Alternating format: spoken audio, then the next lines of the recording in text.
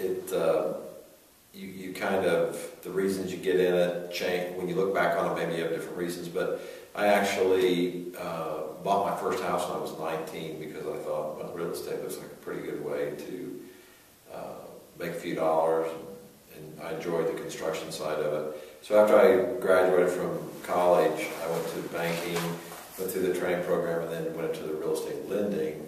And then I had an opportunity to buy a couple of properties in my early 20s with some investors, and I did that, and then I left banking, and so that kind of was... Well, starting in the mid-2005, we had done a boutique hotel in Tulsa, and we decided to take that brand and do more properties. So we did one in Oklahoma City, and then we did one in Fort Worth. And 08 hit and slowed things down for us, and so this was a project I've been working on for a while. And we put it together finally, and we have one going here and one in West Town as well. Downtowns have always been kind of my briar patch. I like older buildings. I've always tried to take advantage of tax credits also when possible. So for me, taking an old building and redoing it seems normal. I've done some ground-up construction, but I really prefer the older buildings, particularly for the boutique hotel. I think it presents a better finish. My commercial company is primarily limited to Tulsa, and but as an individual and with the Coury, the Ambassador Collection right now, we're pursuing just strictly hotels. Well, I think overall convention hotels are necessary to be competitive. Kansas City has quite a bit of hotel rooms. However, it's like, well, the guy next door is doing it, so we need to do it.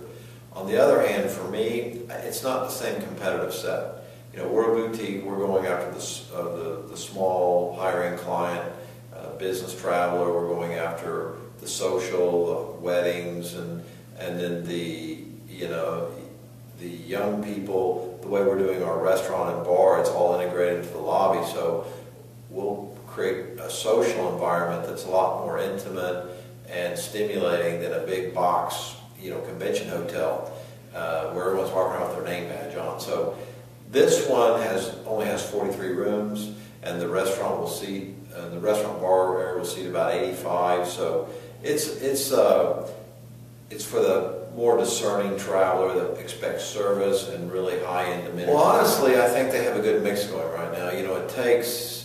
I've been involved in a lot of downtown studies, and they always say you have to have residential living, and that's going on. You're seeing a lot of loft, a lot of multifamily.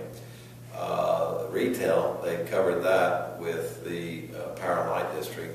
I think there's the quality of the retail mix still, is something they'll need to work on, and I think over time that will evolve. Having the grocery store down there is fantastic. Is it Constantino's? Yeah, Constantino's. That's a very nice store. I think that you have two markets. Again, the convention market attracts travel of people coming in for a specific purpose, the convention center or the arena, whatnot.